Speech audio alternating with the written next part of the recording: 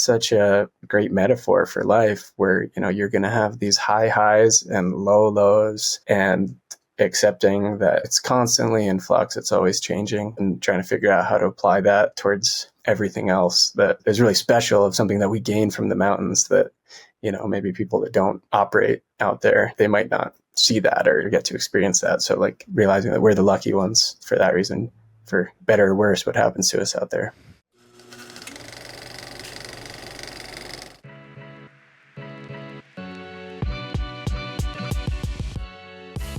Hello and welcome to the Duffel Shuffle. I'm Adrian Ballinger, and we're here to discuss the world of climbing and skiing in all its forms through the eyes of mountain guides. And I'm Sam Kiekefer. In each episode, we'll unpack exhilarating stories, share invaluable insights, and get up close and personal with some of the most experienced and passionate guides and athletes in the industry.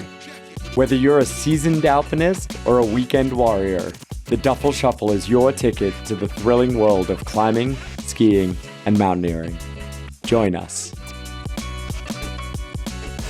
Welcome back, episode 21 of the Duffel Shuffle podcast.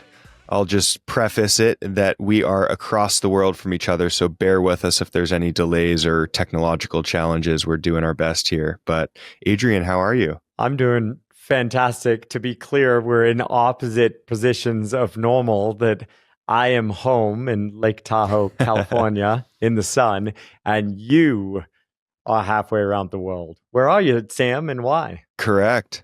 I'm sitting in an RV right now in Niseko, Japan, outside of a hotel, stealing their Wi-Fi, which is somewhat successful. But yeah, I'm here in Japan on Hokkaido for 3.5 weeks.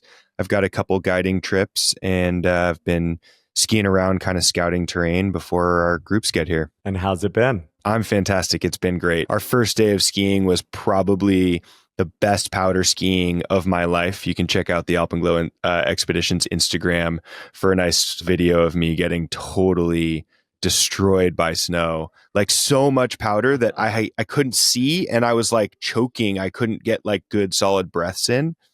But you also don't want to stop because you might just like totally auger down in the snow and get fully buried. I mean, it was absolutely insane. Oh, well, I am so happy for you. You obviously know I spent a month in Japan a few years ago for fun and kind of scouting around. And at the time, I think we decided like, no, Alpenglow, Alpenglow Expeditions, we run ski trips, of course, but we run ski trips to places that are like hard and painful and suffery, like high mountains. At that point, we weren't running any ski trips below 6,000 meters, classic type 2 skiing.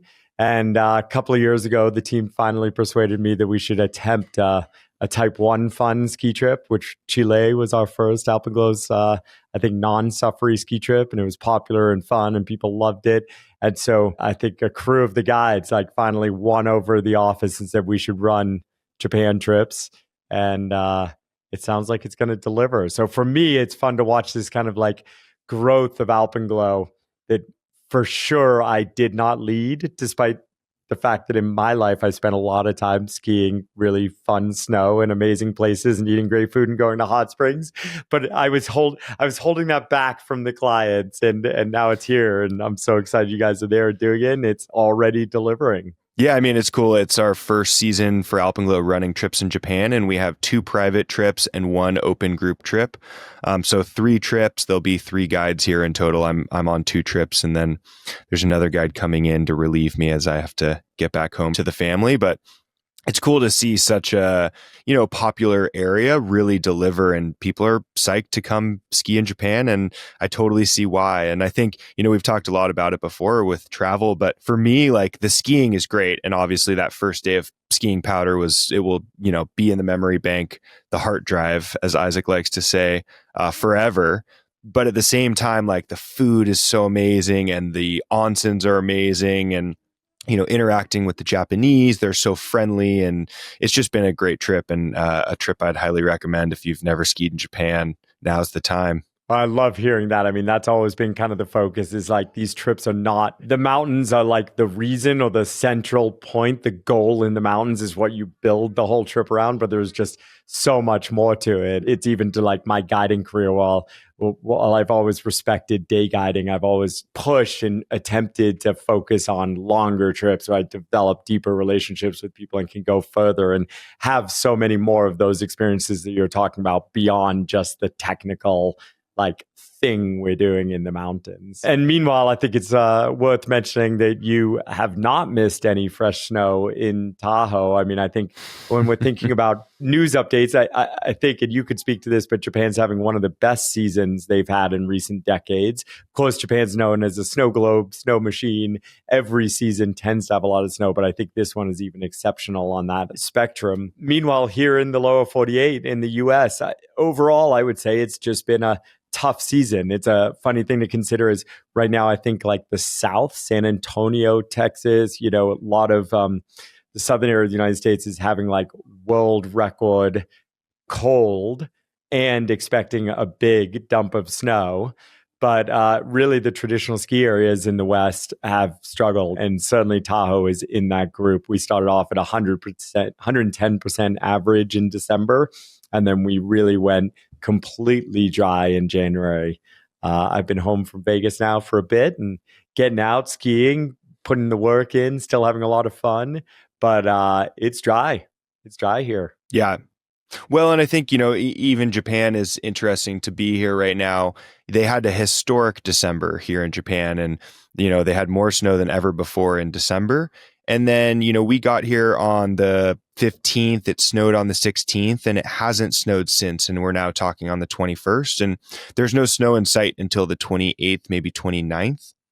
And, my co-guide Isaac has been here quite a few times, and he said he's never seen asphalt on the streets of Niseko before. And we actually had rain the other night. And so while Japan is still seeing the amazing conditions that it's known for, certainly it is still a different year, and there are impacts that they're seeing here. And while they might not be as dire as in a place like Tahoe, there's no doubt that the patterns are shifting, and the normal is no longer what it is. Sure.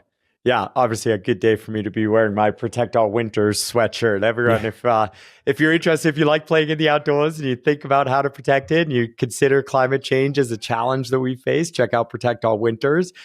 And at the same time, I just love to, throw out there, I think like now that I'm getting a little more, I guess, nostalgic about the length of my career in these sports. Like, of course, over 30 years playing in the mountains, I've seen so many super dry years, so many super unusual, out of the norm cycles and things like that. And I think a big learning for me is not ever letting it get me down, maybe to the annoyance of some of the people who love me and spend time around me. But like the reality is like, part of what I love so much about like an amazing ski day, like the one you explained your first day in Japan, is that so many are not that way. And so much of it is out of our control of what makes like a truly crazy day. It's the same in surfing, big wave surfing. It's the same in all the wind sports, kite surfing and wing foiling is the same in skiing. Like we are at the whims of nature. And no matter how good our science is and how many decades of experience, I'm still constantly surprised by the conditions we get and the theories of why we get them. And I mean, dang, like I'm having like an incredible winter despite the fact that like it's not an epic winter. And I think for me, that's kind of the only way to approach it. Not fake it, not lying about the conditions, but it's like I'm still going to have a great, amazing winter of skiing. No doubt. I like the perspective. Sometimes you do push a little hard, but it is it's the right, it comes from the right end. That's for sure. And it's real. It's real, I swear. I mean, I go out and all I've been doing since I've gotten home is skiing like 90-minute sessions of groomers at Palisades with, every time I'm like, well, maybe today the off-piste will be better. It'll have softened a little bit and I'll go and like scare myself on something on KT and then I'll get back on the groomers again. But like, damn, it's still fun. And I'm still seeing a lot of smiling faces. Like it was just MLK weekend I've been thinking about a lot about this. Like if we spend too much time on social media, it's easy to think that like skiing is just this dystopic, apocalyptic hell that no one could possibly have fun in anymore because it's crowded and the lift lines are long and it's traffic to the base and it's expensive. Well, like I'm here to say, I just went every day to the resort and 90% of people I saw had huge grins on their faces, like skiing terrible snow, waiting in line to get a beer at the chamois, and the line was epic. And then like sitting in the red lights to get out of the valley to go back to wherever they're staying for the night. And it's still fucking awesome. So that's what I'm here to say. I love it. Well, shifting gears a little bit, it's that time of year where we're starting to gear up for Everest season and talk about Mount Everest season. Certainly it still is a ways away. We're talking here on January 20th or 21st or 22nd. I don't know. It depends on where you are in the world, but that's how deep your snow is. You don't even know the day. Yeah, exactly. But, before we know it, people will be heading off to the mountains, the Himalaya, and certainly well before then, a lot of the logistical prep is going on. So there's some early news coming out of different operators operating trips in the Himalaya. And what can you tell us? First of all, you're so right. Like I spent all day, other than my 90 minutes of skiing, I spent all day working on Everest logistics in the Alpenglow office. So it is time. It's full on. Our team is set. We're not accepting anyone else. We have 10 clients this year, 7 mountain guides, 18 Sherpa, all on the north side of the mountain. Just so excited to get in there. Of course, the earthquake that happened a few weeks ago in the Tingri province of China, of Tibet, is certainly something we're, kind of following closely along. The damage does not seem like it'll affect our trip, but I think about 40,000 people were displaced and are in temporary camps, and a couple of hundred people tragically lost their lives. So that's certainly something that will affect our trip, and we're trying to think about how we can help when we come, through bringing our business, through bringing our money, through potentially sharing resources that we're lucky enough to have for our expedition. So that's something we're working with the Chinese government and our partners in Tibet on. So exciting times, but kind of the story that broke my little corner of the internet the last week or so was Furtenbach Expeditions announcing they were running a week-long Everest summit expedition this year. And that's not surprising. We've known it's been coming for a while. It's been something that in base camps for the past few years, guides have been talking about. You may remember, Sam, that Alpenglow actually was the first team to run a 2-week Everest expedition with a client named Roxanne Vogel that we worked with for years. She went USA to USA in under 2 weeks and summited the mountain. And it's a trip we're incredibly proud of. And we obviously back in the early 2010s pioneered the idea of 35-day expeditions versus 65-day expeditions. So we've been on this kind of like push that there are ways to shorten Everest expeditions while still maintaining the, essence, what I would call the essence of the expedition, and also a high degree of safety. The week-long trip has been discussed for quite a while. It's something that anyone could have done over the past few years, utilizing modern oxygen technology, modern weather forecasting, and massive amounts of local staff support, Nepali and Tibetan support. The interesting twist is the first company that's chosen to do it has made a couple of decisions. One is they're not necessarily requiring any higher level of, experience or athletic performance from the 1-week client as for, let's say, a 1-month client. That means they need, I think my first response is that regardless of how you do it, you're at risk of entering what I would call the mountain tourism space instead of the mountain climbing space.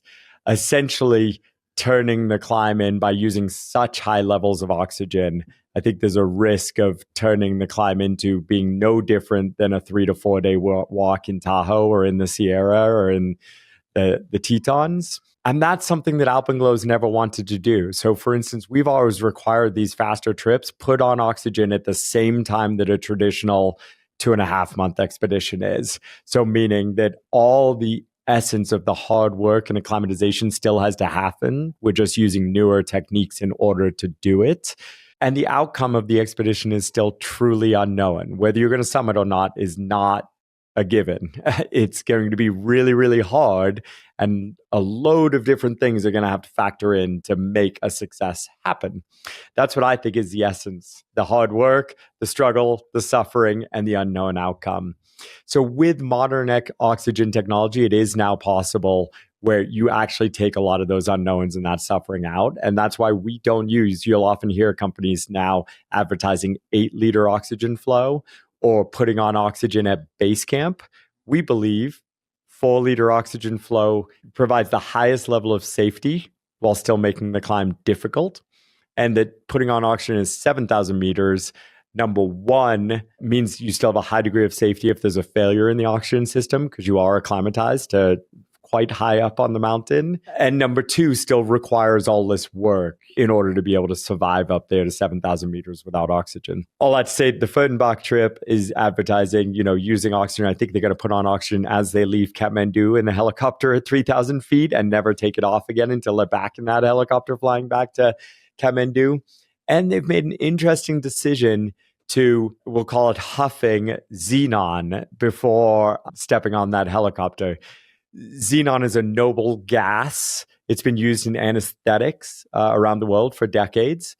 So it's a well understood drug, but it is a banned substance by sporting organizations around the world, including WADA, because what it does is it dramatically and instantaneously increases EPO levels, and EPO levels are what control our red blood cell counts.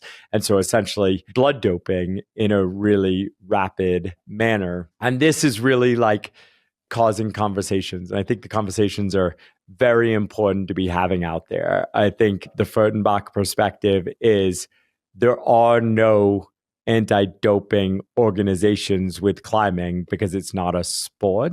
And I just wholeheartedly disagree. I think what we do is absolutely a sport. And the whole thing about, we have to describe our asterisk if we utilize fixed ropes or if we utilize Sherpa support or the trail's been broken in front of us. Those are things that have reduced the purity of an expedition. And it's just always been a red line for me that we don't use banned substances. This is not something new. Probably 15 to 20 years ago, EPO, actually injecting EPO, was something that climbers were starting to experiment with. And ultimately, it was deemed that it was like cheating, that we did want to follow the general agreement of sporting organizations, and also that there's a really high level of risk with this. I think the study that got sent to me by our expedition doctor said something like 20% of people who utilized xenon had serious side effects. And they defined serious side effects as either extreme nausea or waking paralysis. Not the most fun. And of course, like we said, this is a well understood drug with an anesthesiologist in a hospital that can be effectively used for anesthesia. But the idea of utilizing it and then sending people to high altitude in a place where there's almost no medical care is a pretty wild decision to experiment on paying clients when there is no science around using xenon and then going to higher altitudes. So I've soapboxed talk for a while, Sam. Any initial thoughts as a mountain guide or kind of an outsider to the high altitude world? Yeah, I mean, I think it's interesting. I think my first thought is like, well, you can talk about doing this style of trip all you want, but until someone actually signs up and like follows this program and starts to do the xenon, like maybe it's all just a little PR stunt. So I'd be curious to know if they have anyone signed up for this, if anyone is going to actually... For clients, release the names. Okay. All right. You win. And then at the same time, like, I think a lot of people would argue that climbing on oxygen is quote unquote cheating or not pure or not the style. And so at a certain level, I'm a little bit of the belief of like, do what you want to do. And, people are never going to agree that it's the right way to do it, on both sides of the spectrum. Maybe you're taking too many asterisks to make it too easy, or you're not taking any asterisks and the risk is not what people agree with. So there's always going to be people that disagree. And certainly I personally am never going to sign up for this 1 week expedition, not trying to say that. But at the same time, like if this is what someone wants to do, like, I don't know that I'm going to be the one to like argue that they shouldn't, because I think that, you know, that's a little bit of the world we live in, and faster, better, stronger, whatever you need to do to get there is kind of the mindset that this lovely world we've been born into has followed. Certainly, I think it's fascinating. And I guess while you trumped my little comment about who signed up for this, there are 4. Maybe in 5 years, I think it'll be interesting to see if this is still something that's going on, or if this is like a little, let's try this out. It's a blip on the radar. Like I'm sure people talked about when rapid ascent was a thing. Yeah, absolutely. And for sure, I mean, rapid ascent is a great thing to bring up. Like, there were questions about whether it was cheating. And ultimately, like, I did gain some peace in the fact that, like, hypoxic tents were deemed an allowed tool by all anti-doping agencies, the same as using a weight bench or, any other piece of equipment that you train on versus injecting yourself or huffing something. But I think you make a great point. I mean, I think, and you're absolutely right, I think every person should climb the mountain in the style they feel proud of, provided it's not negatively affecting other people's experiences or adding to, danger for staff and or trashing of the mountain and things like that. So I do think it's a good point. And I think that's where I've kind of landed on this idea of like mountain tourism versus mountain climbing. And the best example I have in our sport is kind of like the South Pole example. The South Pole in Antarctica is this hugely popular place to go to. And you can go from the coast, right? Get dropped off by a boat and hike for 60 days with a sled behind you. And a tiny, tiny fraction of human beings on the planet have done that successfully. And it's considered one of the hardest endurance things you could do out there. And that's kind of the equivalent of climbing Everest without oxygen, I think, in the purest form possible. Then what became popular was something called the last degree, where you get dropped off by a plane 1 degree away from the South Pole. And it takes you, let's say, 10 days to walk, hauling a sled, no vehicle support, all those kind of things. And it's a really difficult challenge, but it can be done by a non-professional polar explorer, right? Someone with a real job and a family can train to do this through smaller expeditions and then go and do this and safely accomplish this. And I think that's a lot like climbing Everest with Alpenglow expeditions with supplemental oxygen. There's still a lot of failure. It's still really hard. It's something to be very, very proud of. And then you can now fly a Twin Otter all the way to the South Pole, and the plane pulls up 100 feet away from the globe, and you walk out and you take your photos and you spend a couple hours in your down suit, and then you get back on the plane and you fly away. And that, I think, is what the 1 week Everest, whether or not you use Xenon, that's what that is. And so I'm certainly not saying it shouldn't be allowed. I just think it's our job as people who get to kind of like lend color to this world and what we do in this world to be very clear about what those differences are. So when a person chooses to do one versus the other, they understand what they're choosing. They're choosing tourism and a guarantee instead of an epic expedition for a non-professional climber. Yeah, I think that's a reasonable comparison, and I like your differentiator in terms of the terms. Maybe a little defensive, but So I just have to. I feel really excited to talk about this shit. I'm just teasing. I do have to ask though. So what does a 1 week xenon gas supported Everest expedition cost? Do you know? Yeah, they are advertising the trip for $150,000. So okay.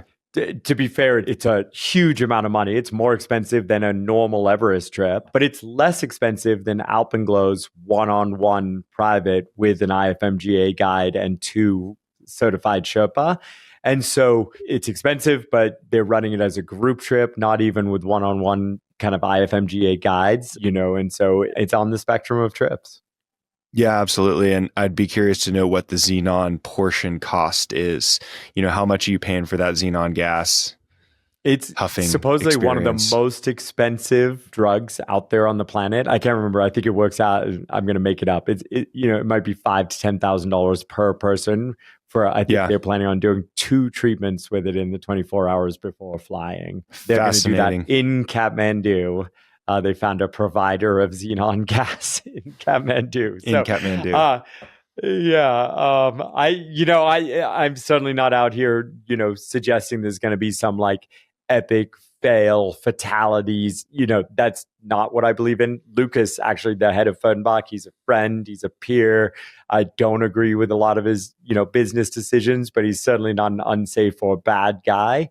And this is not me sitting here saying this is like, some epically unsafe experiment. It certainly exceeds the risk tolerance I'm willing to take with my teams, with the unknowns of it. But that's not so much where I'm interested in the conversation. I'm interested in the conversation of like, and this is where maybe I'm just an old, jaded mountain guide and can now understand where Russell Bryce and Eric Simonson and others from the generation before me felt about rapid ascent, the idea of shortening to 35 days. And they were horrified that the essence of the trip was being lost. Well, I disagreed with them then. And now I'm standing here and saying, absolutely, if you do this, you are losing the essence of what an Everest expedition is, the unknown of it. So I've reached that point, whether it's my point in my age or my point in my career or actually how fucking ridiculous this is. Here we are. Yeah. Well, I think at one point, everything rocked the status quo and some things stick and other things don't. It is cool to see that things are, that the norm is continuing to be challenged. I think that's always good when, what is done is challenged and we can make changes. Certainly, I don't necessarily think this is the future, but I do think it's good to always have, status quo be evaluated and challenged, and will be exciting to see how that team performs on the mountain. Agreed, absolutely. And I think we could go on for 2 more hours on this, which we won't, because another thing that we saw along these same lines is, we're now seeing a lot of oxygen use on Aconcagua, the tallest peak in South America, only 7,000 meters, has always been climbed without supplemental oxygen, with a high degree of safety and success, but with a real failure rate as well. And teams are now trying to remove that failure rate by just putting on oxygen at base camp and off you go. So this is a larger topic, but I also, to what you said, Sam, I think it would be really great to get some people on this podcast who maybe have different perspectives and outlooks. So maybe it's time to reach out to Lucas or others and have a fun conversation about the things that are happening in our sport. No doubt. Well, coming up, we've got an awesome interview with Nick Russell, a professional snowboard mountaineer, and really enjoyed this one. He's done some incredible things and he's got a really nice perspective. So stay tuned for that interview. Enjoy that powder, Sam.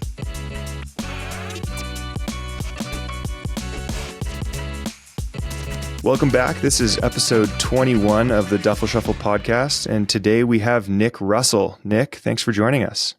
Thank you, guys. So Nick is a splitboard mountaineer. You really come onto the scene in the last couple of years, and what you've accomplished in, I would argue, a short amount of time is quite impressive. You've taken your snowboarding to some pretty, extreme peaks in the big mountains in the Himalaya. You've explored lots in Alaska, and you've really dove in with 2 feet into true human-powered movement in the mountains on your splitboard. And, what you've accomplished is impressive, but also I think what I've really admired about you over the years is just your enthusiasm and your passion for the mountains. And I think when I've heard you talk, you speak about a day on the west shore of Lake Tahoe with as much passion and joy as you do an expedition around the globe. And I think that's really cool. A lot of people in the professional world sometimes get a little burned out, and you don't seem to have that burnout happening yet. So we're excited to talk to you today and learn a little bit more about you, Nick. Thank you. Yeah, I mean, it's all a balance, right? Like, you can't have the happy POW days without an expedition at the end of the rainbow, and you can't get to that expedition without those happy POW days. I love that. It's a process. Yeah. So tell us a little bit about, your start in the world of snowboarding. I know you grew up snowboarding on the East Coast and you made a transition out west. And, I've heard a couple stories about an avalanche in 2011 being a really pivotal moment for you, and some health issues in 2015 really impacting kind of your trajectory. But talk a little bit about your path to being a professional snowboarder and how you've gotten to where you are today. I grew up in Connecticut and kind of part of a ski family. We'd go up to Southern Vermont on the weekends. And I, was fully immersed into that world at that time throughout the late 90s, early 2000s, mid 2000s, where, freestyle riding, contest riding was the mecca. It was what you'd see in the magazines still and all that. So that was definitely the path that I was pursuing along the way. And then, I think pretty commonly, like everyone, you make it out west. And I went to Salt Lake City and started riding powder for the first time and getting out of the terrain park a bit more and more. And then it was kind of just a slow trickle from there. And splitboarding entered my life at the end of my stint in Utah. Had hand cut a board with some friends. Some buddies were already doing that. The Provos, Four Shear, Chris Coulter, guys like that were definitely leading the charge for splitboarding in the Wasatch. And I kind of So before that, snowboarders only skied or snowshoed to objectives? Is that right? I think there was a lot of, in Utah, a lot of snowshoeing, like Grizzly Gulch at the back of Little Cottonwood there. A lot of jump spots, just like into ravines and stuff. So that was definitely my first introduction to the backcountry, essentially just jumping into terrain traps. These tight little canyons there, and not really knowing what we were doing. And then that kind of stems into, as you get older with snowboarding, and you're trying to make it, you want to film video parts for the movies, action based. You try to get like 1 to 3 minutes of footage throughout the whole year, and all that is the action. And so building jumps and things like that, and had an opportunity to film for a movie. I kind of always grew up, me and my friends, we'd make our own movies, edit it ourselves, and YouTube wasn't really going off then. So like no one ever really saw them, but it was just for us. It was just kind of for the passion of it and being creative and having a goal, I guess, when we go out snowboarding that was different than trying to get on the podium of a contest. Yeah, really, really just snowballed from there. You learn how to shoot photos. You're getting out with photographers and, you're trying to find the nice snow and the nice light. And that just becomes this whole other element of, our days in the mountains, of documenting it as tastefully as possible. And then, kind of like going through the motions of trying to film for these more traditional style videos. If you wanted to be in the backcountry, you pretty much had to have a snowmobile. And for whatever reason, I've always been mechanically challenged. Like for the life of me, I can't work a snowmobile. I'm like, I don't know, man, it won't turn on. Like, oh, you try putting gas in? Like, oh, that's a great idea. But I never really took on to sledding that much. I was always just like so tense and like nervous about the snowmobiling part of the day. I just didn't want to get stuck, and inevitably you do get stuck, and you don't want to go into a creek bed and just all this stuff. And so it really like took away from the snowboarding for me. And splitboarding, I was dabbling a bit for sure. And then eventually I kind of just had this realization. I was like, wow, you don't need this snowmobile at all. You can go out and find fresh snow every single day. And really that came full circle and like really made itself apparent when I moved out here to Tahoe, with the majority of the terrain being wilderness, and down in the High Sierra, it's all national parks. So, whatever, 80-90% of the terrain that we have in the Sierra, you're not allowed to take mechanized vehicles out there. So really the only way to go snowboarding, skiing is by touring. So it kind of just, becomes your way that you're like, oh, I'm going riding, I'm going splitboarding, same thing. We always joke that we should be part of the Tahoe Tourism Board, just out of interest, like that progressive move and from Salt Lake and eventually to Tahoe. Like, was that led by you had friends out here or snowpack, or like what drove you here? So I had a couple of years in between Salt Lake and moving out here where I was sort of just living on the road all winter, and we did a lot of camping at trailheads, like out of the truck, not with a camper, but like literally setting up the tent next to the truck and just learning how to be in the mountains and going super bare bones, and having the wrong sleeping bag and just the wrong gear. And a couple of seasons of that, I was driving out to California to come work for the summer, and I was driving on 80 and past Truckee and past the PCT trailhead, And I was like, oh man, when I'm done working, I'm going to go buy some hiking boots and go out on the PCT. That sounds awesome. No. And as I was driving by, one of my oldest friends that I grew up with, Danny Davis, who lives in town here, he bought a house right after high school and had been living in Tahoe. And so I just kind of on the whim called him and I'm like, hey man, do you have a open room in your house? And he was like, yeah, you want to move in? And, without really thinking about it or, putting too much thought into it, I'm like, yeah, I do. And so came out here sort of just expecting to do the winter deal and then go somewhere for work or whatever in the summer, and came for the winter, stayed for the summer. And Nice. now that's been 10 years. So, yeah. And had you ever ridden in Tahoe before you just said yes to moving here? One time I was out here for when I was a Grom, like a USASA Nationals contest, and that was my only time. I grew up in the spring. We would go to Mammoth. There would always be events there, mainly in the springtime. But you pretty green and knew nothing about Tahoe. And I mean, it was all meant to be. You talk like how the universe lines things up, and so I moved into Danny's house, and Jeremy Jones lived right down the street, and I can't exactly remember how we got connected, but Danny would be out traveling all winter because he was still competing at the time. And Jeremy would come and pick me up to go splitboarding. And I just learned the mountains here, learned all the trails heads from him and guys like Jim Zellers, and just kind of got immersed and introduced into that whole community. Yeah, that was one of the things that I thought was interesting as I was, researching you a little bit to prepare for this. And obviously having watched your career and we're friends in Tahoe and things like that, so much of, I think, success and opportunity in these sports that we all do, kind of mountain recreation, mentorship is such a huge, huge piece of it. And when I think about you, Nick, I think about you having mentors like Jim Zellers, like Jeremy Jones, like Hilaree Nelson, like, for young people coming up in the sport, like, how'd you do that? How do you find those people? Like, what would you say to people trying to find those mentors in the sport to grow and to grow responsibly? Yeah, I mean, I'm so grateful for the path that I've fallen into and the life that I'm living now because of, reasons like that. And I think it's like maybe kind of cheesy or hard to understand, but it's like manifestation. You're like, okay, I'm going to do this. I'm going to be a snowboarder. And like, I want to go in the backcountry. And I grew up obsessing over Jeremy's movies when kind of Deeper, Further, Higher came out.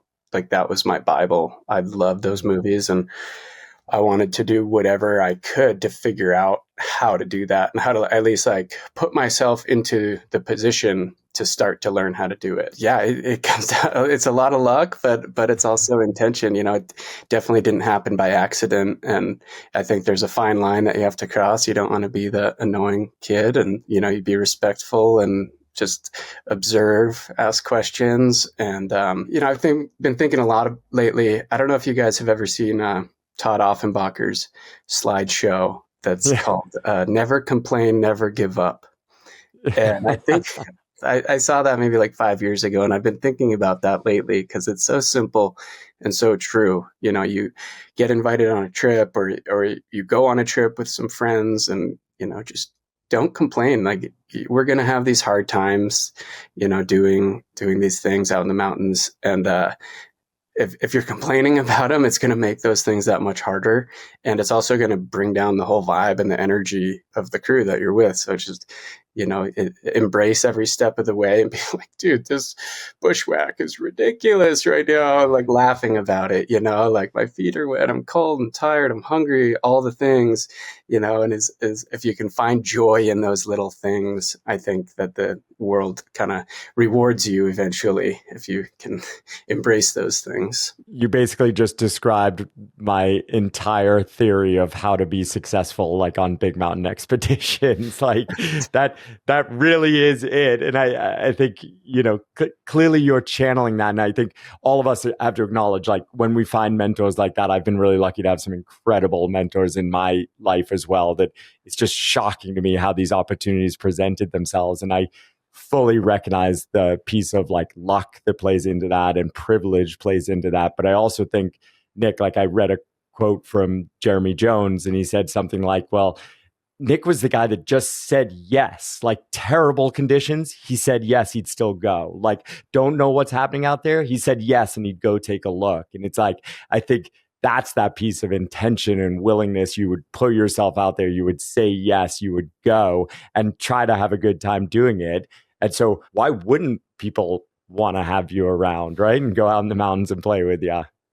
Totally. Yeah. And it's funny because I feel like that there's a time and place in your life to be a yes man. And now that I'm starting to get a little bit older, I'm starting to ask a few more questions and consider things a little bit more. Especially after 4 years of missions with Cody, I was always a yes man. And now I'm like, wait, so how long's the approach? That's a great realization. You also have to know who you're saying yes to. That makes a lot of sense. I wanted to go back. Just Sam and I are both raising, young boys in Tahoe, little skier boys, or maybe little snowboard boys. But so I actually wanted to ask you all the way back at the beginning. You said you were raised in a skier family, and yet you obviously became a snowboarder. What caused that switch? Did you start as a skier? Was there any friction with the family? I did start as a skier, Super Grom style. So this was probably 97, 98 or so, where snowboarding was definitely still a fringe activity, not as accepted as it is now. And so the traditional mindset, coming from from the ski background, it was like, oh, see, snowboarders, knuckle draggers partying, just causing ruckus. And I got into snowboarding through skateboarding. And for whatever reason, I just kind of love that sort of counterculture vibe. I liked being a part of something that only a handful of the other kids in school did. I just didn't want to do what everyone else did. But, ultimately it came down to I loved sliding on snow sideways. And so I'd start snowboarding. My mom, being a little reluctant, I would have to ski in the morning. And then in the afternoon, I could go snowboarding. And when we talk about it now, she's like, I don't know why I made you do that. But, so I would go into the lodge and I would change outfits.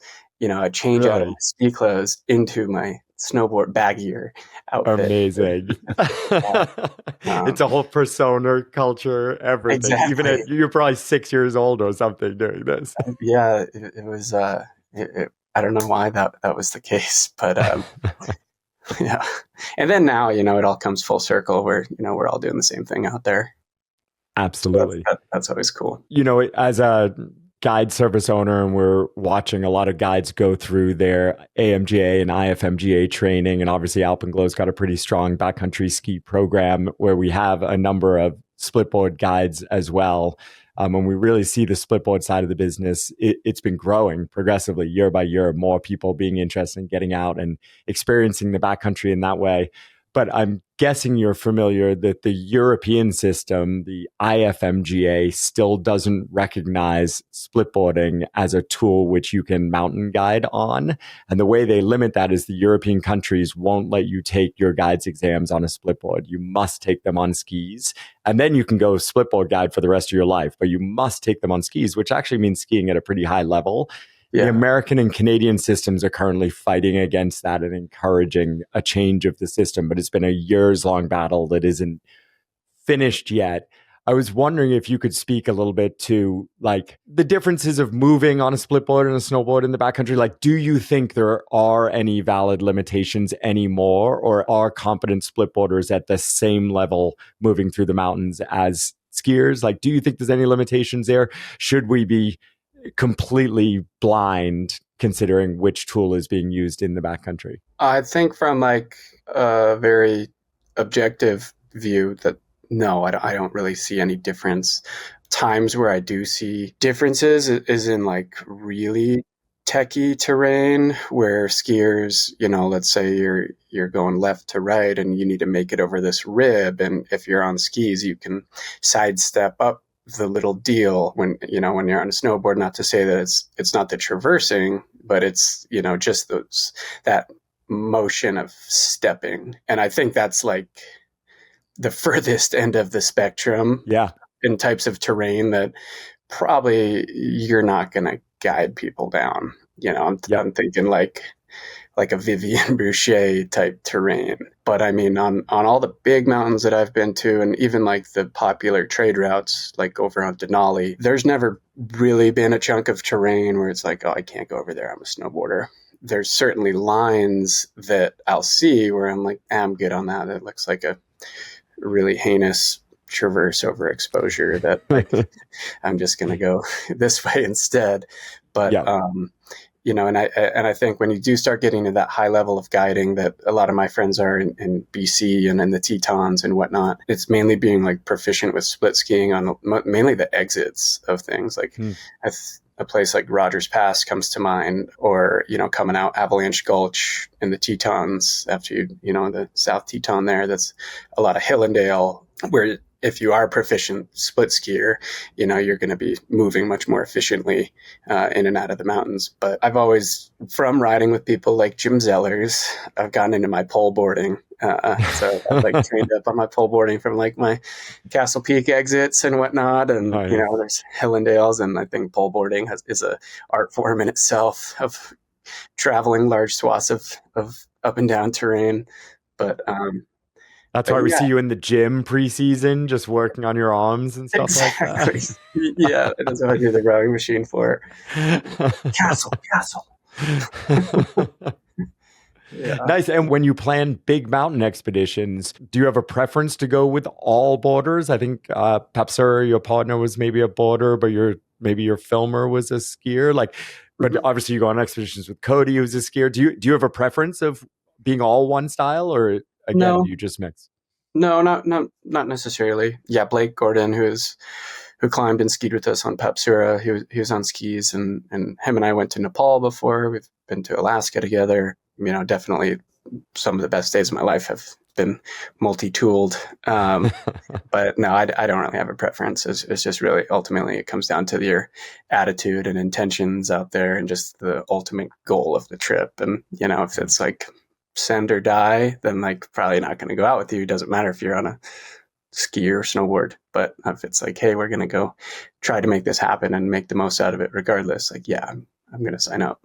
I think too, it's cool. A lot of snowboarders that I ski and, explore the mountains with, they look at things from a different perspective. And I think that can be a real unique tool.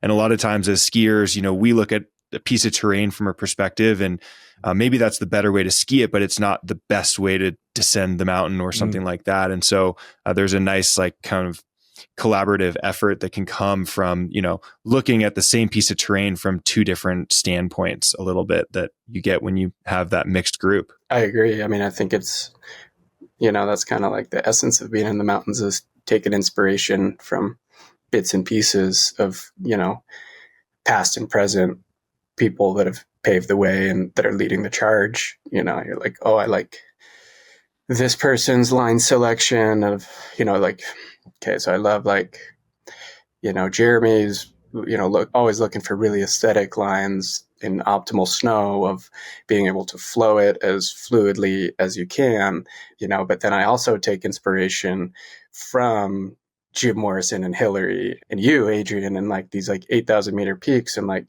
I am so drawn to the expeditions and just that whole process of being in the big mountains. It just kind of adds this whole other element. And so, I mean, ultimately, I guess if I had a blanket goal out there, it's combining all of those things. And you can't always do everything out there, but yeah, it's taking bits and pieces from all these other people that are, professionals in their own right, in their own lanes, and trying to find that blend. And I think that's what Schwalpinism is. Like, we take this influence from alpine climbing and mountaineering, and like, how do you get to the top, as safely as possible? Where I'm not looking for the gnarliest line up the mountain. I'm looking for like the most efficient, the easiest way up the mountains. But sometimes you have to encounter some ice pitches. Sometimes you have to encounter some mixed rock sections. And so it's trying to have all those skills to be able to put yourself in a place where you can find yourself on a nice cherry dreamline. And were those skills were you a climber early on in kind of your progression? Not until I moved out here. I'd say like the first, couple of years that I was splitboarding, it was all about trying to find powder and the best snow and whatnot. And then that kind of slowly evolved as you want to make the season last longer and longer throughout the spring and, even into the early months of summer. And so to do that, you have to buy crampons, you got to get an ice axe. And I didn't start rock climbing until I moved out here to Tahoe. And I'm a very moderate rock climber. We have enough moderate routes around here that you can learn the basics of how to lead on gear and multi-pitch climbing and just basic, technical rope skills and things like that directly transfer over into the bigger mountains for everything glacier travel. And then you get into, certain things that it's definitely a combination of skills that you need out there. Absolutely. Yeah. I mean, moderate rock climbing, that's like lifetimes and lifetimes and lifetimes work in the Sierra Nevada alone, right? And certainly all you would ever need to access the just dreamlines of dreamlines in terms of riding. I mean, it's one of the things I love about living where we do is how much just moderate alpine rock terrain there is and the amazing places it takes us to. Totally. And then, once you get into the High Sierra, and we obviously have these big, dreamy, 1,000-meter long ramps and couloirs that are just stuff that dreams are made of. But then, you'll also kind of look through the cracks and between the nooks there, and you're like, oh, well, you're seeing something from a top that, bends around the corner that, maybe has a chalk stone in it. And you're like, cool, I can get up that. And I know how to set an anchor and rappel down through that. And there's a time and place for everything, but it's fun to just get into some technical terrain and use your brain a bit to try to figure out that puzzle. I think that's what's really exciting about the Alpine in general is like, you, like I said, you can have this big, obvious line that you want to go and do, but, it's cool to look between a little bit. So Nick, your career kind of started, I'd say your splitboarding career, not your snowboarding, but just the splitboarding part kind of started around the time you moved out here to Tahoe. You were chasing powder. You've started to kind of explore the Eastern Sierras, the steeper, bigger lines with, simple ice axe crampon. At what point did you kind of take your skills that you'd been developing into the big mountains, into the higher altitude kind of expedition style that you've pursued most recently? I'd say it really started with volcanoes, getting a taste of those. And at this point in my life, after 2014 or 2015, when I got really sick, I got on this volcano kick, and like, where else are there volcanoes in the world? And came across Pico de Orizaba in Mexico, and that was definitely a more exotic trip expedition, and kind of getting that glimpse of higher elevations, higher altitude. I want to say it's almost 18,000 feet. It might be 18, something like that. Yep. I think I'd been to Mount Whitney twice that year, and I had watched enough movies and read enough books and understood the theory of acclimatizing and how you go about doing it, and went out there on a whim by myself, and it worked out. It was awful snow. It was terrible. It was like icy chicken heads and just like the stuff of dreams. Totally. But you get down from a line like that, and you're like, that was the coolest thing I've ever done in my life. I want to keep doing that. But I'd say the first real expedition I went to was Bolivia in 2018. We went to this range called the Apalabamba, which is the northern end of Bolivia on the Peru border, that I got inspired to go to from Jim Zellers, who went out there with Tom Burt and John Greiber in 98. So 20 years prior.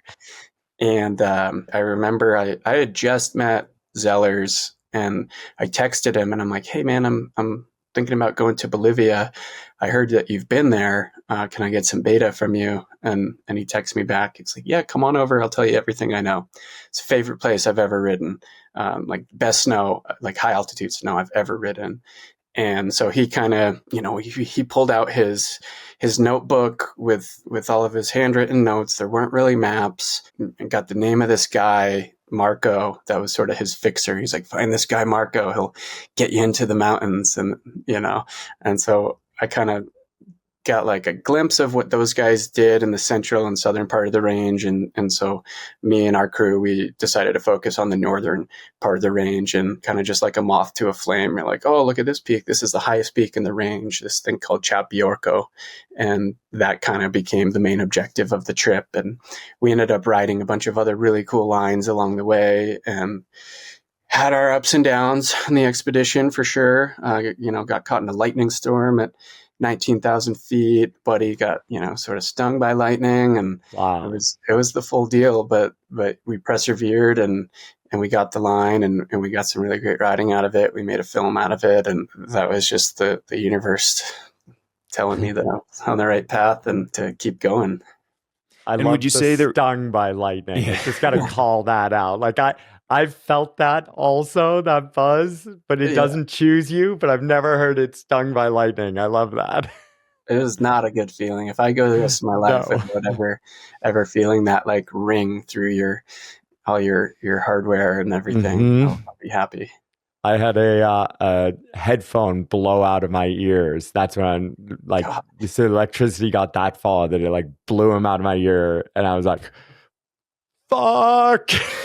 Lucky it didn't go in. No kidding. Sorry, Sam. No, so I was just curious if there was kind of a point on those trips that it really was like, oh, I like this altitude thing, I want to pursue these bigger mountains, or was it more of just like, I'm performing well, or, what about it made you continue? Because a lot of people go to altitude like that and they're like, I'm done. The snow sucks compared to Tahoe. Yeah.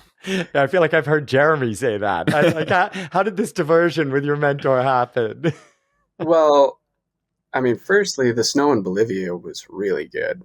We called it like Bolivian jumping beans. So that it was, it's that equatorial snow, but it's like granulated but dry, and it rides like powder. I've never experienced anything like that since that trip, but it was really cool. So you could ride, it wasn't teeth chattering by any means. It was highly enjoyable. So I think a combination of that, and then really the whole process of everything that goes into it, it became so much more than snowboarding. It became so much more than just driving to the ski hill and going and lapping, which I love and I'll do forever. But it was like this whole other element that I, got to use my brain a bit more, of figuring out the gear you need and the food and all these things. And I was like, wow, this is like just so all encompassing. And I think probably because we had a good trip, it was ultimately successful. I think if it wasn't, it, could have gone the other way. But, and, after that trip, I had a really good string of years there where kind of every expedition sort of worked out one way or another. And that kind of just kept me on that path. Were there other high altitude expeditions? I mean, I think I know you went to Denali, right? Denali was the following year. That was another dream trip with a dream crew, perfect weather, perfect conditions, which I'm well aware that most people have not had that experience, especially on Denali. Sure. So, I mean, you kind of take it from a sign from above when you do score like that like, it's telling you something, right? Like your intention goes into it, and it's working out. It's giving you this good experience, and you want more of it. It's like a drug, So is that sort of what led into eventually going to Dhaulagiri? Was that your first 8,000 meter peak, going to Dhaulagiri? That was the first attempt. Yeah, I went to India in 2018, but it was sort of like a midwinter trip that kind of just gave me a small glimpse. And out there, I really just was drawn to the Himalaya, like the culture, the otherworldliness of it, and growing up and reading books about people climbing Everest and the whole deal, and yeah, you kind of just get obsessed with this place that you've never been to. And so I've always, I mean, I still, would like to go to an 8,000 meter peak someday, but, I think a lot of it in my pursuits has been like, can I do that? Am I capable enough to go up there and do it? I see these other people doing it. Why can't I go and do that if I train enough and if I try to acquire the right skills to do that? Like, I could go up there, and these mountains, they're flanked in snow. You see these beautiful shoulder lines that are just 10,000 feet descents, and you're like, yeah, I want to go snowboard down that thing and try to climb it. And so, 2022 ended up pulling the trigger to go to Dhaulagiri, and that was, kind of shooting for the stars there, because when I was doing my research I know Adrian, we had talked years prior about trying to get a trip going, and it's an expensive thing to do. So I think that's probably that and skill and fitness are like the major limitations for people entering that realm. And I was in a good place with some sponsor support, and really with all these, talk's cheap. You can talk about doing these things forever, and then you eventually get to this point and you're like, man, I can't sleep at night. I'm like going on Google Earth every other day. Like, I need to just go and do this and try and see if it's possible. And that ended up, it was a wild trip for sure. Really difficult season in terms of weather. That fall, the monsoon just didn't end. We went out there a little bit earlier to try to just increase our odds, and sat in base camp for quite a long time in the rain, and it was not that fun. Not that fun, and it's just such a challenging place to operate, as you guys know, and then adding in trying to go skiing or snowboarding to that is difficult. And we were trying to go out, so we had base camp support, obviously, and then we were trying to do it without Sherpa support higher up the mountain. And as soon as kind of the weather started to open up and we started to make a little bit of progress, it was just extreme.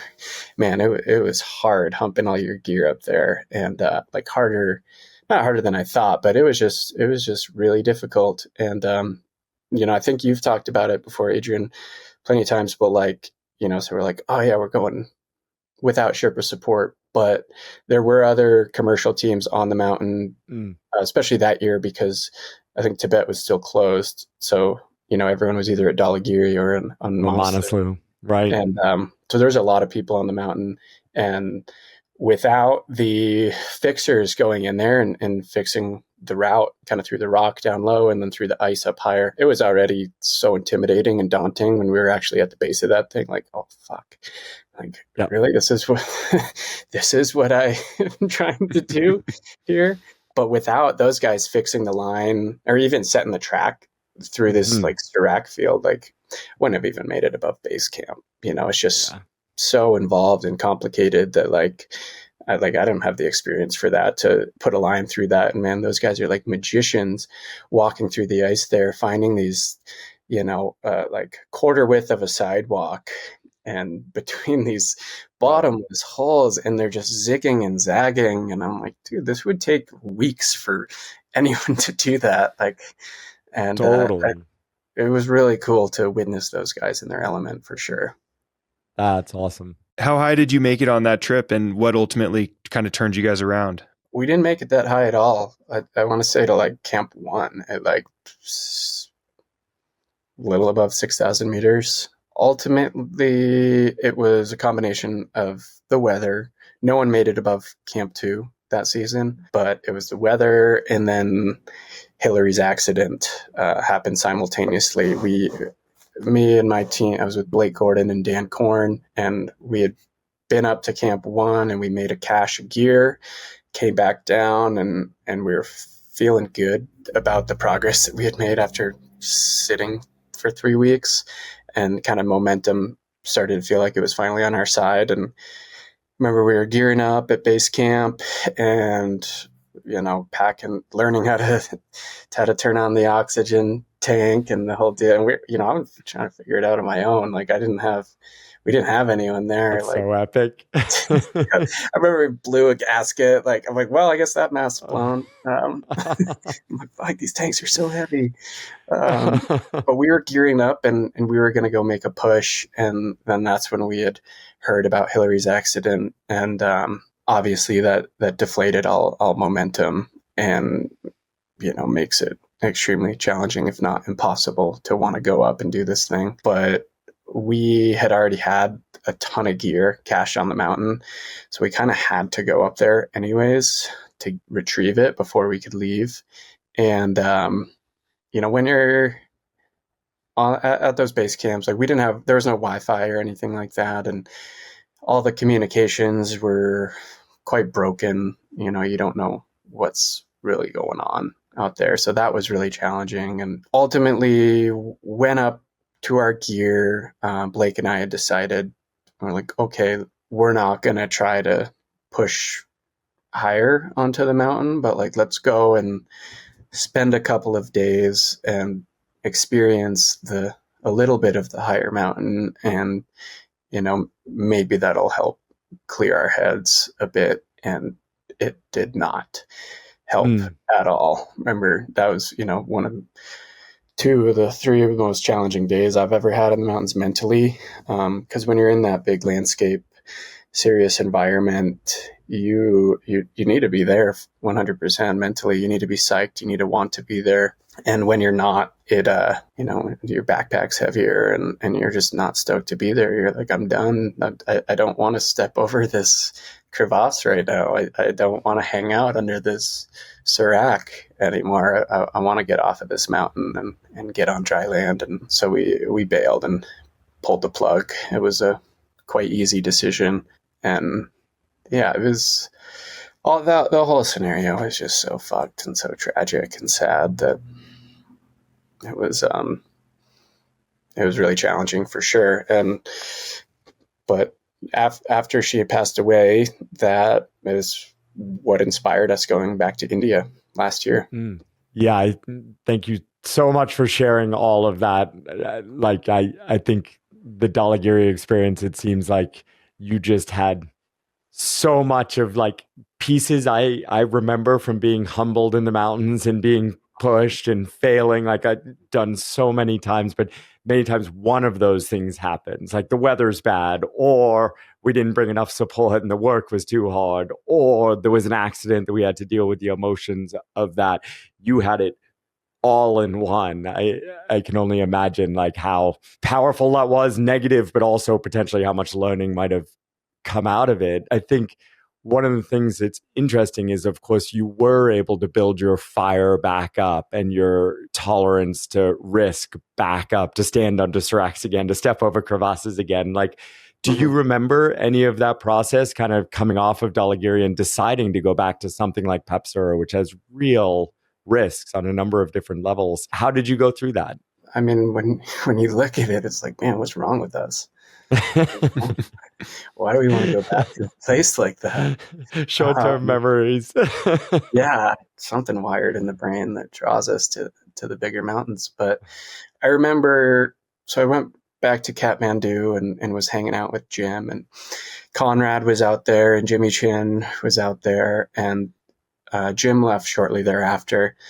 And I got to hang with Conrad and Jimmy, and I think that was probably like the best place I could have been at that time, being around those guys that have had so much experience in that realm, unfortunately, of the realities of the big mountains. And so, and I remember talking with Jim and Jimmy, and one of them was like, yeah, just give it some time. Like, you're going to want to go back, and not necessarily to Dhaulagiri, but like, you're going to want to come back out here. And I had spent probably a week in Kathmandu after we got off the mountain, and something like so deep rooted about the Himalayas in general that, you're walking through Kathmandu and there's just cool paintings and prayer flags and just the whole deal. You're like, man, I don't know. And I was burnt out for sure when I got home. That was in the beginning of the season. And, thankfully we always have, 3-4 months of powder riding on the West Shore to remind us of our joy, why we love this sport so much. And I think just naturally, as the season progresses, you want to get onto bigger lines. You want to have longer descents. You want to get on steeper terrain, and that kind of trickles on down. And next thing you know, you're back in the Google Earth rabbit hole and just pulling your hair out, and you have like a million pins all over the world.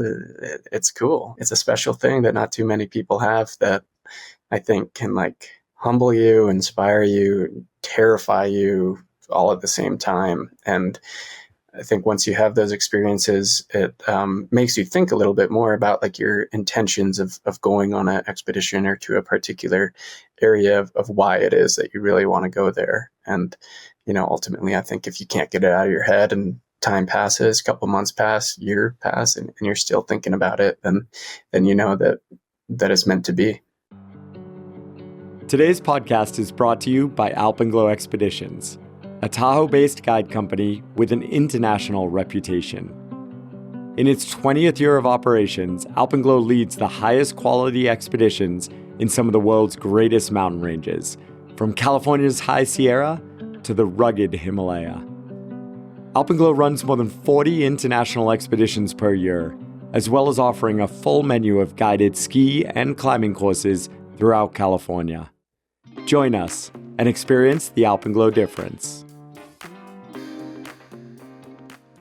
Yeah, that's a process I think a lot about. And oftentimes, because I think there was a period in my career where I was finishing one goal, and because of my personality or the way my career was going or theoretical responsibilities as sponsors and things like that, sometimes I was almost skipping over that kind of building of the fire piece. And I was just going right to the next one, because we all have a list.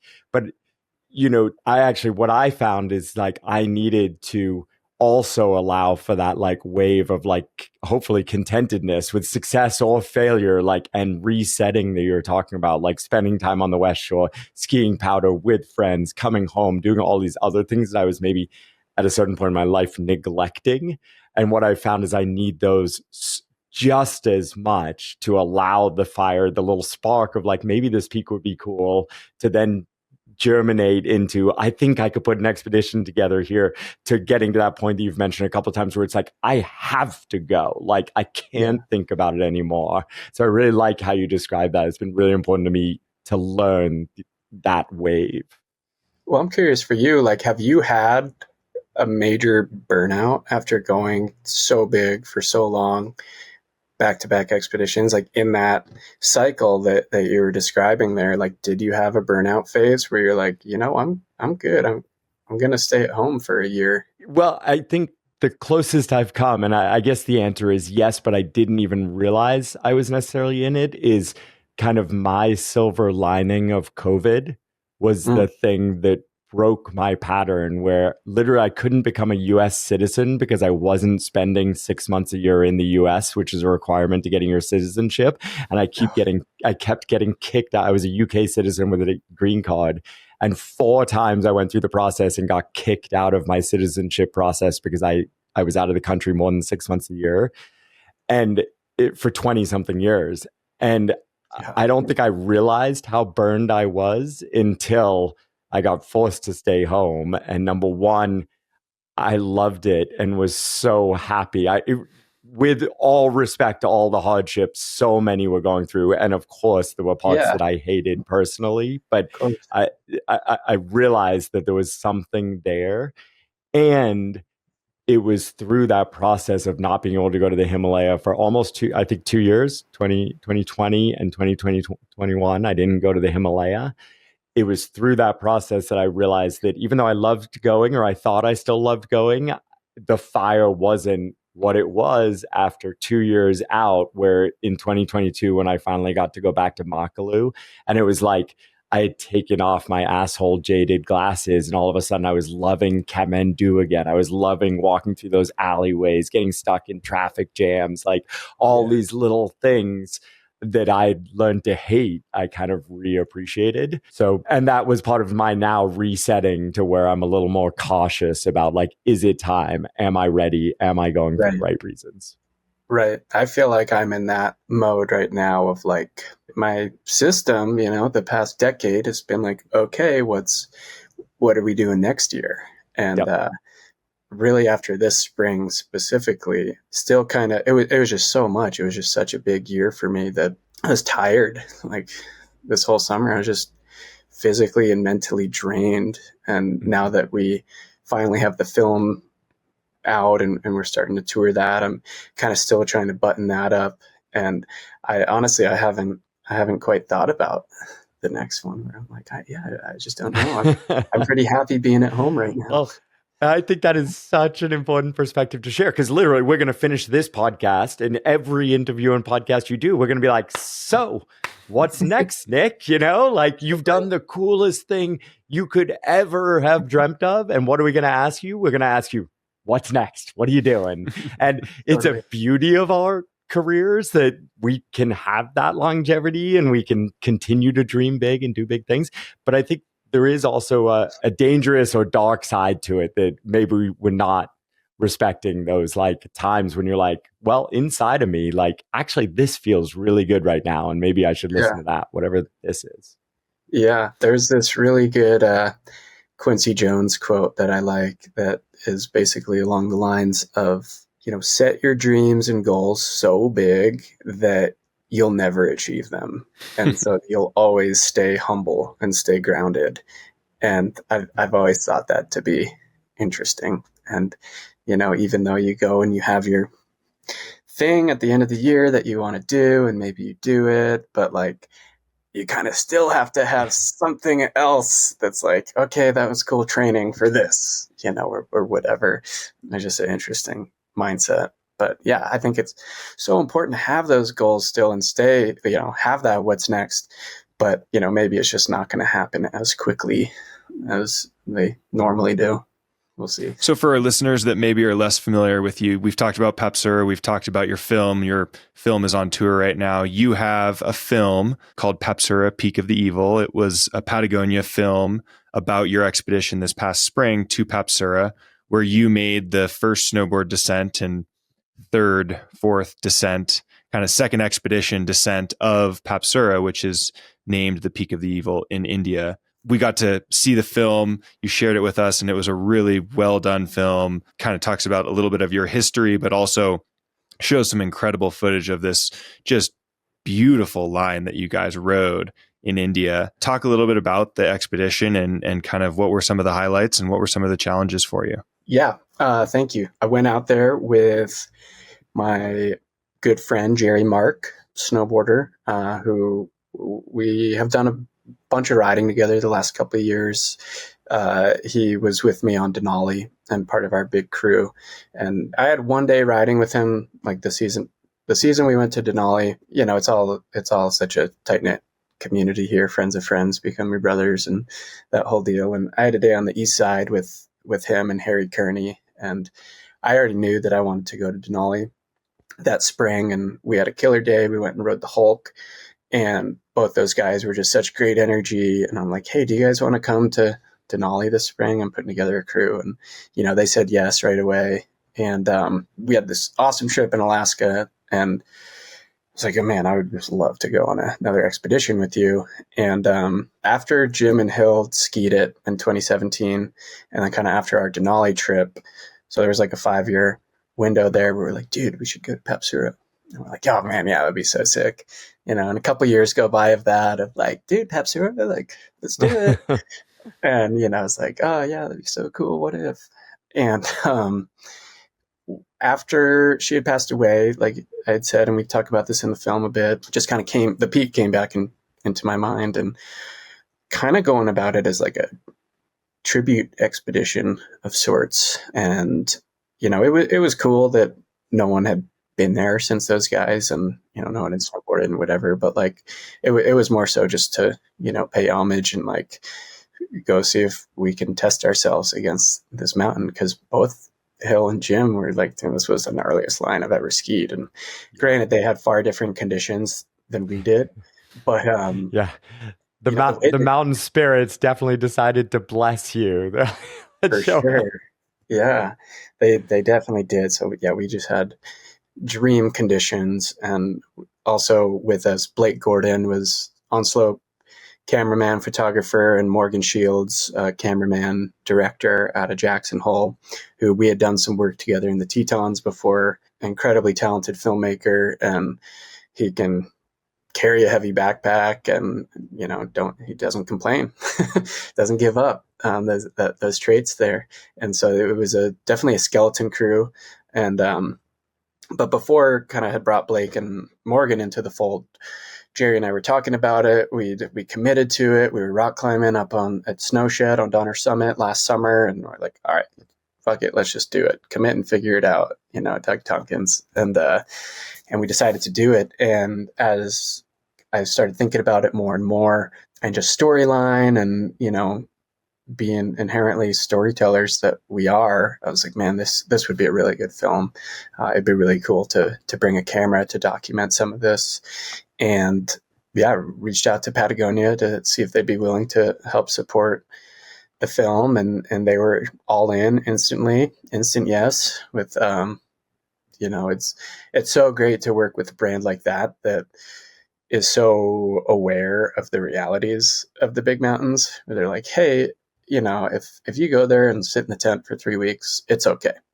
Like, we understand how that is. Like, don't feel pressured that you have to, do these things if the conditions don't allow. And so that gave me a lot of confidence going into it. We're like, obviously had this internal pressure when you go into that, and especially when you bring other people along, and you get funding and the whole deal, you want to produce, but like also being completely aware of the realities that like you have a 5% chance of success, and especially after a couple of years of failed, quote unquote, failed expeditions where, we didn't necessarily come out with the line or with the film, whatever. Everything just felt right going into it, physically and mentally. I think going into Dhaulagiri, I was very prepped, like physically, I had all my gear, we had all the food ordered and all this stuff, like felt like ready, but like there was a sense of, I don't know, just some little bit of energy that was out there where it wasn't like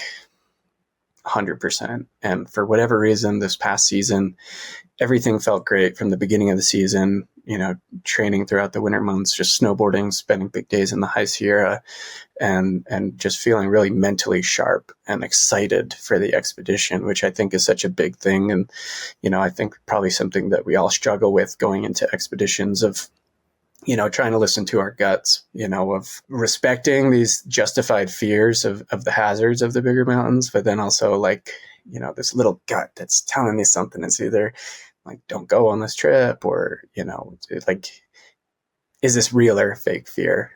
Which I think we're constantly trying to decipher out there. And just, it was all green lights, man. And as soon as we landed in Delhi, our whole process was so expedited. We worked with Ibex Expeditions out there, outfitter out of Delhi, that is who Jim and Hilaree used. So that's how I got connected with them. And we had the same base camp manager and the same crew that those guys had, which I thought was really special. Yeah, this guy Kim Singh and Depender, and they've been in the mountains out there for 30 years. It was really cool to be with those guys. And everything from getting to Delhi to getting to Tosh, our final town, that was smooth. And, the porters into base camp, that was smooth. There was no washed out roads or, blown out bridges or, like just stuff that you experience out there, and that happened on Dhaulagiri. And everything was just going according to schedule. Like the weather was perfect. We could move here when we wanted to on the itinerary. And, next thing we knew, we were staged at high camp and as acclimatized as we could have been, and just had an opening, and it really presented itself. So, man, yeah, just so grateful that everything lined up, because as you guys know, it doesn't often line up like that. Yeah, that's so epic to have that experience where you said all green lights, but where things just kept kind of going your way enough that you felt confident and were able to continue. They, as you said, they don't happen often like that. And yeah, sounds like you earned that one, and it's really nice that it worked out that way. So when you came home from that trip, then that was 2022. Is that right? No, That was this past spring. that was this past spring. Yep. Sorry. Gosh. Yep. All right. So that Alligator is, was, but yeah, that was this past year. so then with that kind of like perfect expedition, if you want to call it that, how is that translating? I mean, you mentioned that you're still in this place kind of like feeling some uncertainty, but did it give you a confidence to try perhaps something taller or another dream line you have out there, even though it might not be time yet? Was this a good kind of stepping stone to something more? I think so, yeah. But it was interesting. It was an interesting spring because I went back-to-back expeditions. I came home and rested and reset for 2 weeks, and then went up back to Alaska to Mount St. Elias, round 3. So Elias was after Pepsar. All right, I'm getting my timeline now. Okay, Yeah. so then was that the polar opposite? Tell us just the short version of St. Elias. Well, I guess before that, to like set the stage, I'm gonna say like you get post-traumatic stoke disorder after an expedition. Yep. Especially ones that go well. You get back into pedestrian life, and it's definitely a difficult transition sometimes. But anyways, yeah, had 2 weeks to reset. I knew it was a short window to go back into another big expedition, but I was feeling strong and I was mentally ready for it going into it. I just had this whole plan in my head all season. I'm like, okay, you're going to get home from India and you're going to be worked. You're going to want to go straight to the beach, but like you can't let your foot off the gas right now because you're going back up to a big dog. And St. Elias started out awesome. We got dropped off at the ocean, started from the beach, and had this awesome adventure. Me, Cody, and Bjarne, walking through these like muddy riverbanks with bear spray and just ridiculous backpacks, and hopping over the streams and making it up to Snowline, and kind of gaining this ridge up on the mountain. And it started off really good, and then really just the mountain took over. Of from like this sea to summit expedition is like kind of a myth. Like you're dealing with so many different elevation bands. And will you just give, for our listeners who might be a little less familiar, I mean, St. Elias is mythical, but it's mythical really because of that size, right? What is sea to summit elevation? Yeah, I mean, it's 18,000 feet. It's a 18,000 foot mountain on the coast of Alaska that, in theory, has a line. The lowers is a bit hill and dale. But in theory, you can ride off the top and get down to the ocean. You have some ups and downs in there, but it's just a big descent. And in theory, I love that. Yeah, and just like that allure is undeniable for people like us. Yeah. And but since it's right on the ocean, it gets extreme weather. It's notorious for just some of the gnarliest weather in the world. These storms come in and they just sit for weeks on end. And really, once you get to a certain point on that mountain, there's really no way off. There's no way to rescue off of a mountain like that. And you're out there. You're maybe 100 miles to the nearest town, and it's pretty committing. And so I think it's a mythical mountain, sadly for all the accidents that have happened up there. But a couple people have done it in one way or another, their own styles, and skied sections of it. But we talk a lot about asterisks here on ski descents and ski and alpine climbs. And I feel like St. Elias has been done, but with really major asterisks.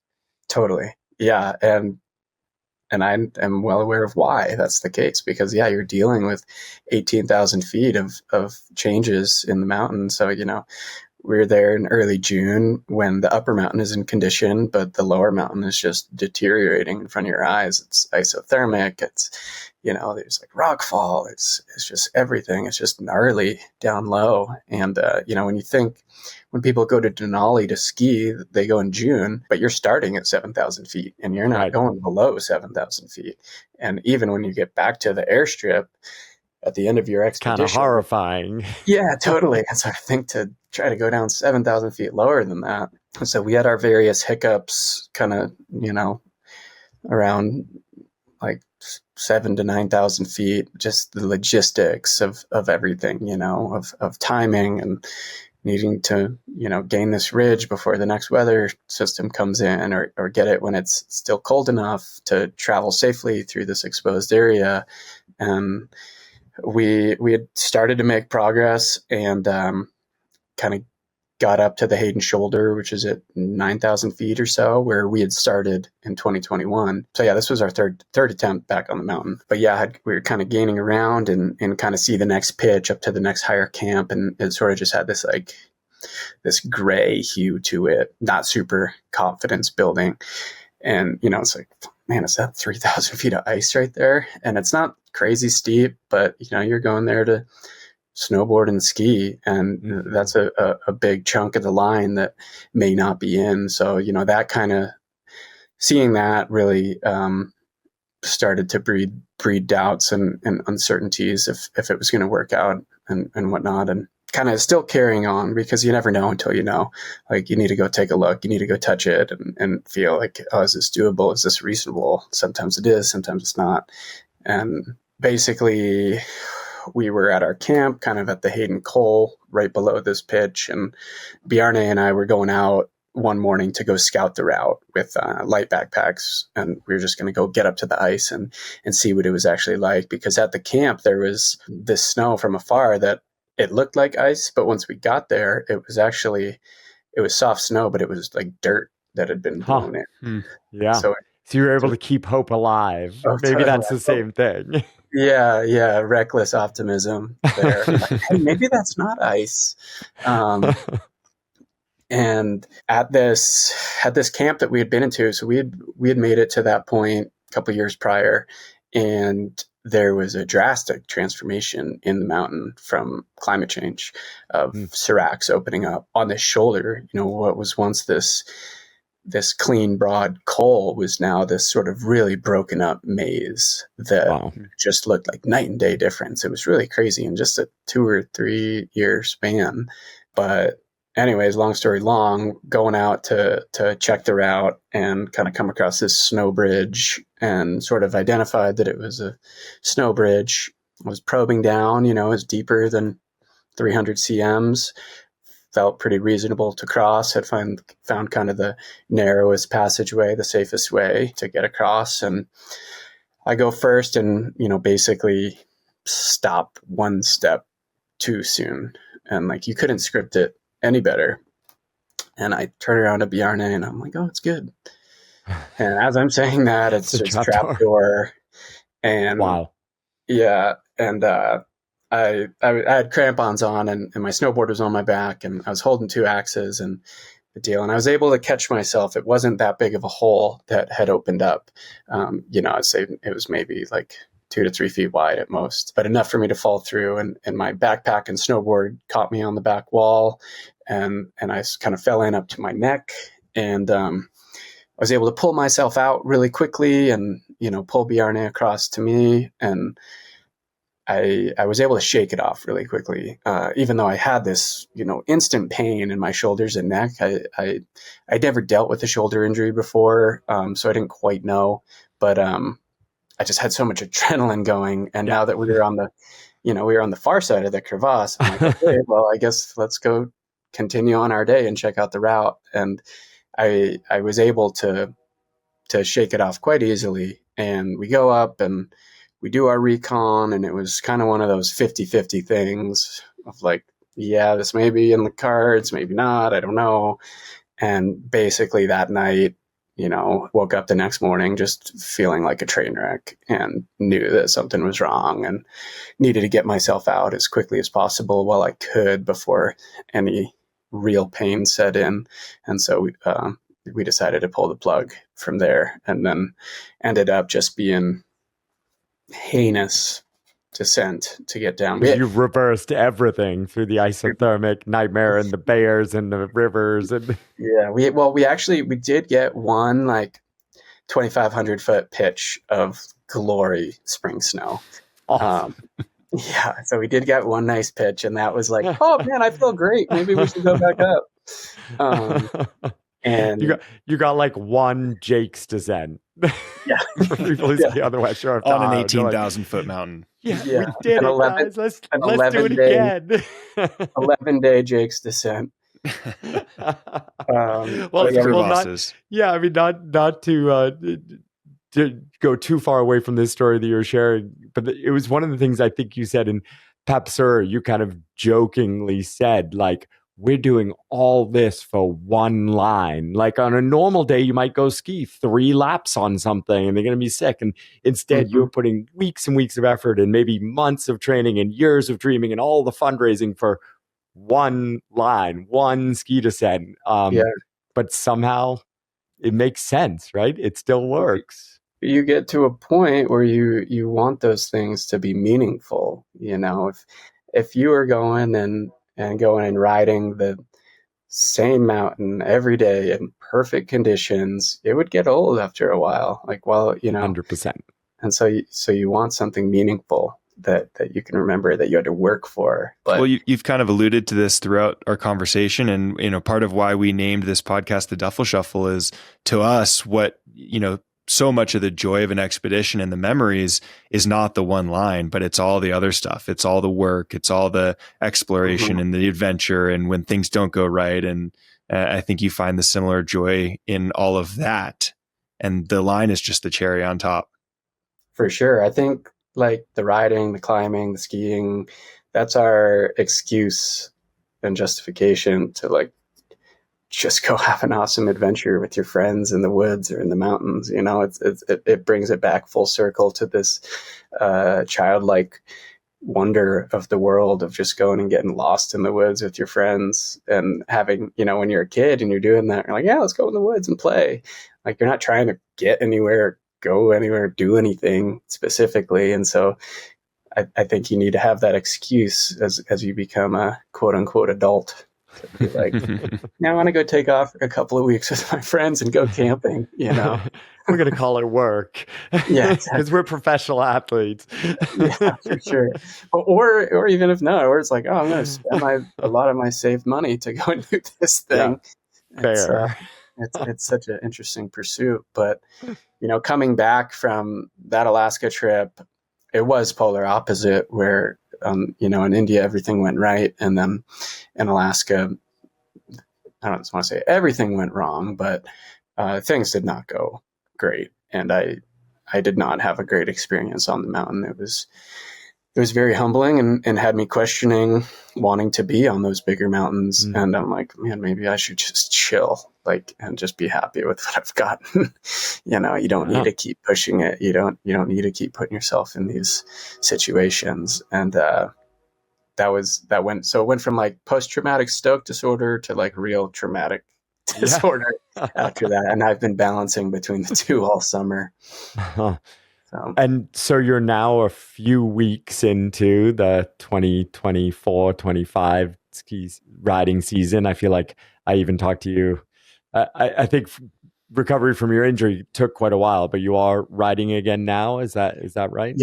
Yep. Back on snow. I ended up tearing my rotator cuff pretty severely and ended up getting surgery in August. And so I'm, about 4.5 months out of surgery from that. And that was the bane of my existence this summer, was rehabbing and getting healthy and strong again. And I got cleared to ride and have been back on snow now since Thanksgiving.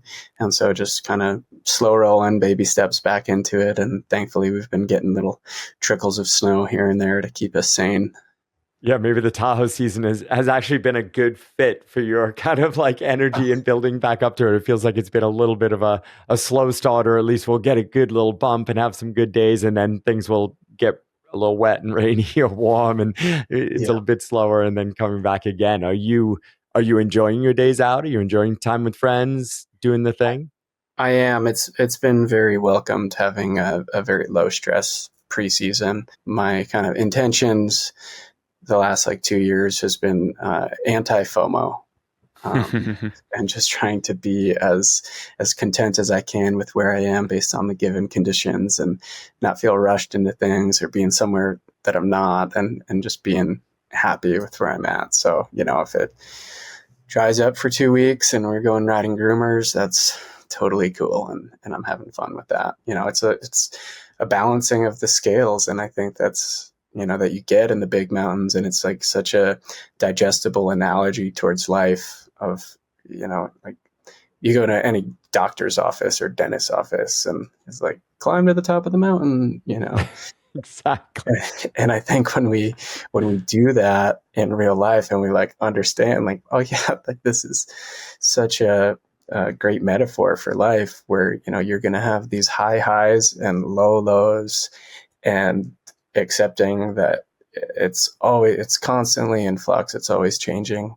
You're going to have this great expedition and this great trip or session of powder, and then it's going to warm up in rain, or you're going to fall in a crevasse and be in a dark hole for a bit. And so I think it's just such a good learning experience for life, and trying to figure out how to apply that towards everything else that is really special, of something that we gain from the mountains that, maybe people that don't operate out there, they might not see that or get to experience that. So like, realizing that we're the lucky ones for that reason, for better or worse, what happens to us out there.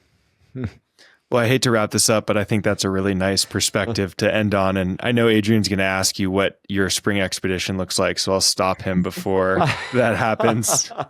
But Nick, with every podcast, we like to kind of finish up hearing your best duffel shuffle story. So think planes, trains, and automobiles and nothing going right. Oh my gosh. I was thinking about this, and it's kind of a gnarly one, and I'll try to expedite it, but give you the cliff notes. But on Dhaulagiri, we had decided to bail and make it back to Kathmandu for Hilaree's memorial service out there. And so Blake and I, we were going to take a helicopter back to Kathmandu. We had trekked in there. It was about 3 days to get in there, and we were planning on trekking out, but with the time crunch, with everything going on, we were like, ripcord, let's get the helicopter and get out of here. And we had our base camp crew, and we had all this luggage that wasn't going to fit in the helicopter. And so I was like, okay, well, the porters and the mules are coming in tomorrow. And so we'll just wait for our gear in Kathmandu. Those guys will grab it and bring it out. And there was a big storm coming into the mountains, and they basically got there, the porters and the mules and everything got to base camp and got packed up, but they were, basically a day late. And our whole crew and some of the other commercial outfitters out there, they got pinned below French Pass there in this storm, and they were unable to move. And it was a big storm, snowed like 10 feet. And they were pinned down for like a week or more. Yeah. And eventually it turned into, it was an emergency deal. So they had to bail, and all the gear, all the duffels got buried under 10 feet of snow. They end up getting out of there eventually. It turned into like a pretty serious rescue situation. But I'm waiting in Kathmandu that whole time for my bags. And, a week passes, and I'm like, I got to go home. I can't stay in Kathmandu for that long. And so G-Bon, our outfitter out there, he's like, you fly home, and basically the boys are going to have to go back in a couple of weeks when the snow melts to get your stuff. And flying home without my, multiple duffels, my board bags, like it was like everything that I've like worked my whole life to acquire, all that gear, like everything. And I'm like, well, I'm never going to see it again. I'm never going to see those booties. I'm never going to see my spork. I'm never going to see my sleep medic, everything. And I was like, man. And so it was pretty somber, especially everything that was already going on. And so I had kind of accepted that I was never going to see my stuff again. It's under 10 feet of snow at 18,000 feet and, or however high. And, sure enough, 2 months later, the package shows up. 2 months later, the boys went back into the mountains like weeks weeks and weeks after the fact, once the snow had melted, and they got the duffels and they sent it back. Yeah, it was You incredible. just won the Duffel Shuffle story contest. That is so epic. I was sure the end of that story was, and I've never saw them again. And I love that you're like, my spork, but you actually got it all back. Everything, and it's that stuff that takes you years to acquire, your down pants, like the whole deal. Totally. You've thought so hard about it and gotten exactly the right ones, and maybe you've made some adaptations or whatever it is. But that's a great ending, and amazing that like it also kind of speaks to Nepal and these like support systems we have around us that we get to like partner with and experience these mountains with in places like that, right? That's possible, that after a 10-foot storm, weeks later, the bags can be refound, recovered, and somehow shipped all the way back through. That was like porters, and then yaks, and then planes, and then trucks, and then airport and customs. And it's epic. It's so cool. Well, our second question always, Nick, is you're packing those duffels for the next trip, wherever it might be. What is like the first thing that goes in that you just wouldn't travel without? Snowboard. So you're going to like Mexico, you're going to Baja, you're taking that snowboard? Well, I wouldn't call Baja an expedition. Fair. But expedition, if I'm not bringing a snowboard, then I'm kind of blowing it. So you're not climbing up and walking back down like Sam and I do sometimes. There's probably been some times that I should have walked down, but maybe one of these days. I would like to go. I would like to go check out, something like Ama de Blanc someday, or something along those lines. I think would be really fun. Yeah. You know what? And the right you could still bring your snowboard. There's a couple of 1,000 feet of turns off the top of Ama de Blanc down to the Serac that would be so epic. I mean, very contrived, but so epic. I've looked at photos of that. Is it like on the looker's left of the climbing route? Yeah, the ridge? Exactly. Yeah. And there's fluting, there can be decent snow. Yeah, it would be wild. It would be a long way to climb with your snowboard on your back, but I do think they'd be pretty special turns. And like the funny thing is, as summer, there's so many opportunities out there when people look at things a little bit differently in the Himalaya, where I think we're going to, as you continue to push into these things and inspire that next generation to consider taking their board to big lines and Himalayan peaks, as Jim does the same thing. And, so many Euros, like I really think we've talked on this podcast about this kind of like renaissance happening with 8,000 meter peak skiing. And then when I consider that, like going into the splitboarding world, it's still very rare to see a splitboarder out there, right? Like, of course, Marco was out there in the earlier 2000s. But there's not a lot right now, but the playground is endless. I'm really excited to see where it goes. Totally. I mean, I think if you got the time and the motivation to make it happen, like you said, it is really endless out there. You just need to really look between the lines and put in the work, is the main thing. We got lucky with Papsura because Hilaree put in all the work to really discover and put that thing on the map. I wouldn't have, no one would know that thing is out there had it not been for her obsession over that. And so I think that's a really cool part of it, is like just the mystery of the unknown of these no-name valleys. Absolutely. And it's one of the beautiful things of like our sport or activity or whatever you want to call it that we do, is that there is just a constant building on the people who came before us, right? And like whether it's going back to the same line that someone else skied and skiing it in a slightly different style or perhaps a better style or with more flow is something I know you focus on a lot. And then there's like, as well, every time one of us goes to those mountains and attempts one line, we look at 24 others, right? And hopefully share those photos or give a slideshow or tell a story or make a movie like Papsura. And that's those little sparks for other people. So I guess I know, Sam's making me finish, but I want to say, Nick, thanks both for, all the stories you've shared, all the inspiration you are providing, and sort of, I think the vulnerability and openness to talk about both the successes and also the challenges and kind of like how it feels, the goods, the highs and the lows, I think are just so